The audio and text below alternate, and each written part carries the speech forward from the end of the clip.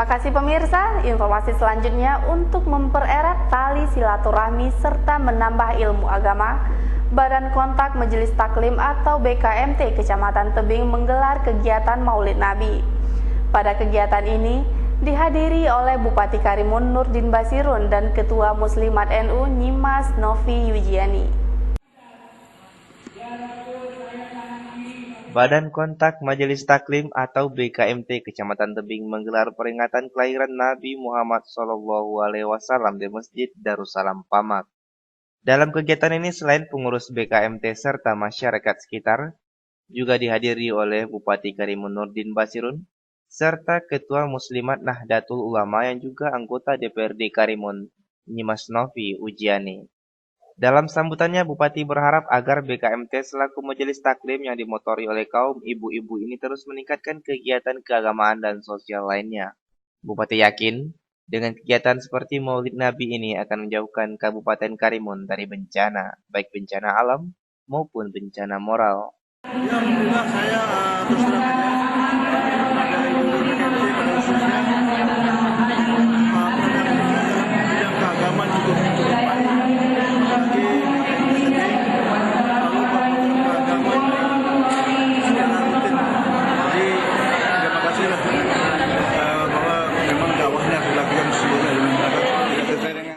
Dengan peringatan Maulid Nabi ini, segenap pengurus yakin bahwa selain menambah ilmu keagamaan, juga mampu mempererat tali silaturahmi yang merupakan salah satu kunci penting dari risalah yang dibawa Nabi Muhammad SAW, sehingga ke depan harus lebih ditingkatkan lagi.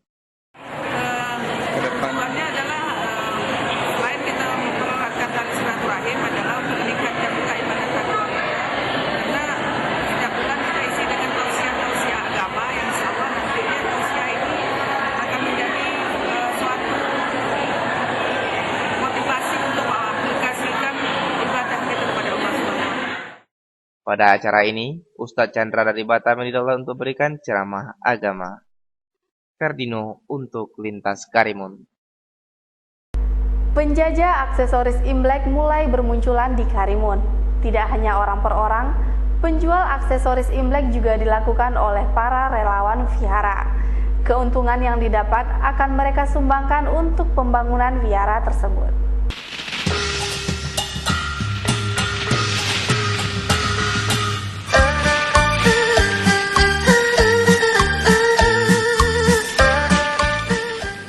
Menjelang puncak perayaan Tahun Baru Imlek yang menurut penanggalan Masehi jatuh pada tanggal 19 Februari nanti, beberapa pedagang aksesoris Imlek mulai bermunculan di Karimun. Salah satunya, pedagang pernak-pernik Imlek yang berada di emperan jalan depan Vihara Bodhi Maitreya Jalan Ahmad Yani.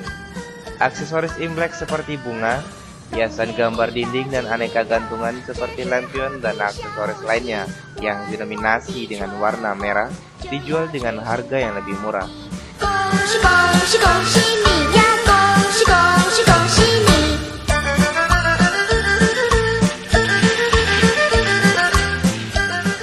Menariknya, pedagang yang menunggu warung emperan ini merupakan relawan dari Vihara Bodhi Maitreya. Seluruh keuntungan penjualan aksesoris ini sepenuhnya akan disumbangkan pada pembangunan vihara di Karimun.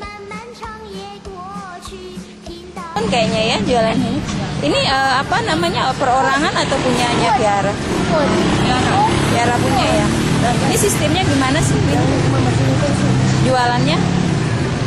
Hasilnya nanti gimana? Hasilnya nanti disumbangkan vihara. Oh, disumbang untuk keperluan vihara ya. Berarti yang jaga pun sukarela-relawan dari vihara ya.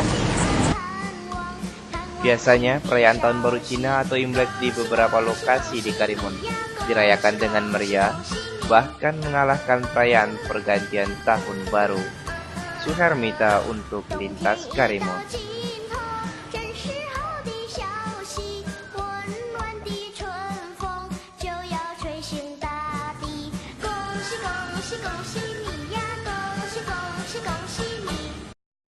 Meski harga minyak dunia terus turun, tidak mengurangi niat para pelaku penyelundup minyak mentah atau crude oil untuk melakukan kegiatan ilegal penyelundupan minyak mentah. Jumat dini hari lalu, Tim patroli Kanwil DJBC Kepulauan Riau kembali mengamankan kapal tanker MT El Power dengan muatan kurang lebih 600.000 liter crude oil. Inilah kapal tanker MT El Power yang diamankan oleh kapal patroli Bea Cukai 15034 di perairan Tokong Hiu pada hari Jumat dini hari lalu. Kapal dengan muatan 600.000 liter minyak mentah atau crude oil ini terbantau oleh kapal patroli Bea Cukai Karimun dengan haluan mengarah ke arah tenggara menuju kota Batam. Namun saat didekati oleh kapal patroli Bea Cukai, kapal ini sempat melakukan tindakan mencurigakan untuk melarikan diri dengan merubah haluan kapal ke utara menuju perairan internasional. Namun kapal bisa dihentikan dan dikuasai oleh petugas setelah dilakukan pengejaran di sekitar perairan Tokong Hiu. Setelah dilakukan pemeriksaan, nakoda kapal tidak bisa menunjukkan dokumen apapun terkait aktivitas pelayaran yang dilakukan maupun dokumen muatan kapal. Kepala Kantor Pengawasan dan Pelayanan Bea Cukai Karimun Abin mengatakan, atas kecurigaan petugas, kapal dan muatannya diamankan di Pelabuhan Ketapang milik Kanwil Bea Cukai Merau untuk proses hukum lebih lanjut. Akhirnya bisa dihentikan dan ditegah oleh kapal patroli BC 15034 dan dilakukan pemeriksaan, didapati bahwa pada kapal tersebut tidak ditemukan satu dokumen apapun, baik itu dokumen pemuatan maupun dokumen yang berhubungan dengan pelayaran. Dan dari pemeriksaan di lokasi itu, dari pengakuan nakoda, yaitu saudara ZK, diketahui bahwa kapal tersebut membawa muatan berupa light crude oil sebanyak 600.000 liter light crude oil. Kemudian akhirnya kapal tersebut dibawa menuju ke Kanwil di Meral, Kanwil DJBC khusus Kepulauan Riau untuk dilakukan proses penyelidikan lebih lanjut. Alasan dari penindakan kejadian tersebut yaitu kapal tersebut diduga melakukan tindak pelanggaran kepabeanan sesuai dengan pasal 102 huruf A Undang-Undang Nomor 17 Tahun 2006 tentang perubahan UU Nomor 10 Tahun 1995 tentang kepabeanan, yaitu yang berbunyi lebih kurangnya bahwa barang siapa yang melakukan tindak pidana penyelundupan impor yang mengangkut barang impor tidak dilengkapi dengan dokumen sebagaimana dimaksud pasal 7 huruf A dikenai sanksi pidana berupa kurungan paling singkat 1 tahun dan paling lama 10 tahun dan denda paling sedikit 50 juta dan paling banyak 10 miliar 5M. Kapal ini memiliki 4 kru kapal yang juga merangkap sebagai nahkoda kapal yang seluruhnya warga negara Indonesia.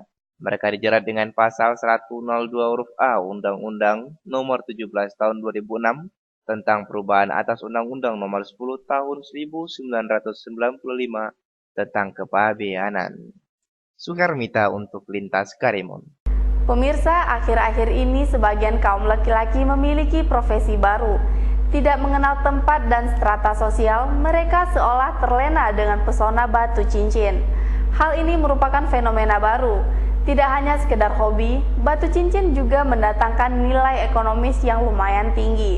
Sehingga masing-masing daerah mencoba memperkenalkan batu-batu andalannya. Tidak terkecuali Karimun dengan batu kecubung tehnya.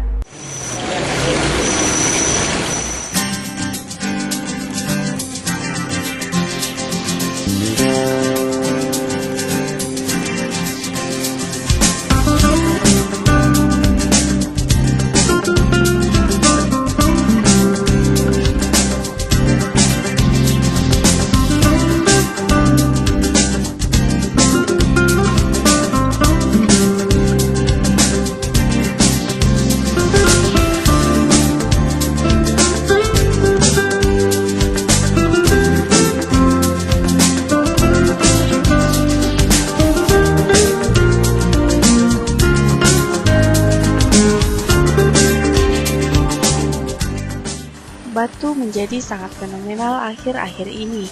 Di tangan terampil, bongkahan batu yang semula dianggap tidak bernilai dan kelihatan biasa, berubah menjadi batu bernilai dan elok dipandang mata.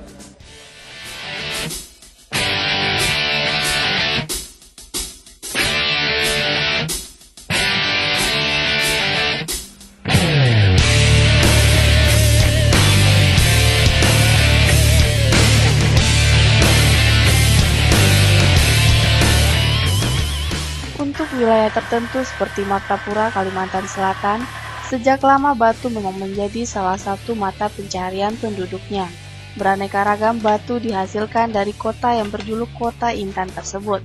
Sebut saja batu mata kucing, kecubung, jamrud, garnet, safir, kalimayat, topas, dan merah delima merupakan jenis batu yang harganya mencapai miliaran rupiah.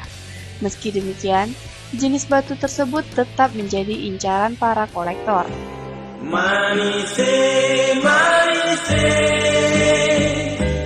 suka lalu, manise. Selain nama batu yang banyak dijumpai di Martapura, Kalimantan Selatan tersebut, saat ini para kolektor batu sedang mengandrungi batu bacan. Konon dinamakan batu bacan karena batu ini berasal dari Pulau Bacan, Maluku. Dilansir dari situs resmi pariwisata Indonesian Travel, batu bacan memiliki karakteristik yang sangat menarik, sebab serat batu yang banyak secara perlahan akan membuat batu bacan menjadi lebih bersih atau bening, serta mengkristal dalam waktu yang cukup lama. Bukan hanya itu saja, batu bacan pun mampu untuk menyerap senyawa lain di dekatnya. Sehingga jika batu bacan diikat dengan cincin emas, maka lama-kelamaan batu bacan akan memiliki bintik-bintik dengan warna keemasan. Dengan keistimewaan tersebut, batu bacan sangat digandrungi banyak orang, meskipun harganya cukup fantastis di kalangan para pecinta batu. Untuk itu, sangat dianjurkan bagi para kolektor berhati-hati jika ingin membeli batu jenis ini. Pembeli harus jeli dan dapat membedakan batu bacan yang asli dan yang palsu.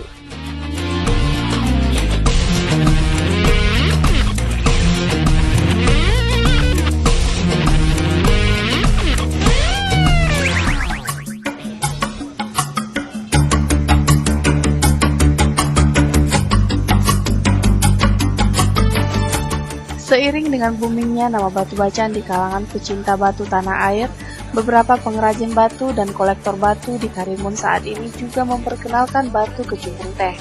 Kecubung teh saat ini menjadi perburuan kolektor batu di Karimun. Untuk mendapatkannya, para kolektor dan pengrajin batu harus rela mencari di beberapa tempat sisa penambangan granit maupun timah. Menurut Yanto, salah seorang pekerja tambang granit di Karimun, bahwa kecubung teh sebelum diolah memiliki bentuk yang seperti ini hanya merupakan bongkahan batu yang akan sangat mudah dijumpai jika perusahaannya selesai melakukan stamp blasting.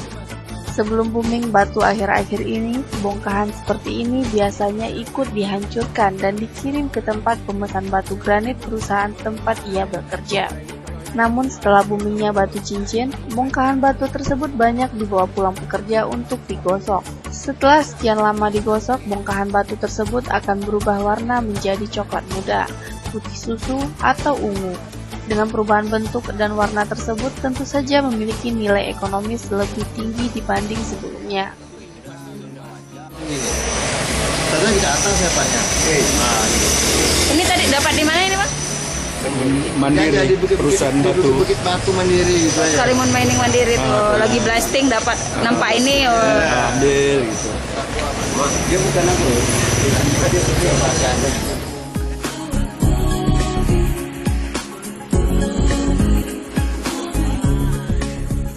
Dengan adanya booming batu cincin di kalangan kaum Adam, Yanto dan banyak lagi pekerja granit di tempat ia bekerja memiliki pekerjaan sampingan yakni pengrajin batu.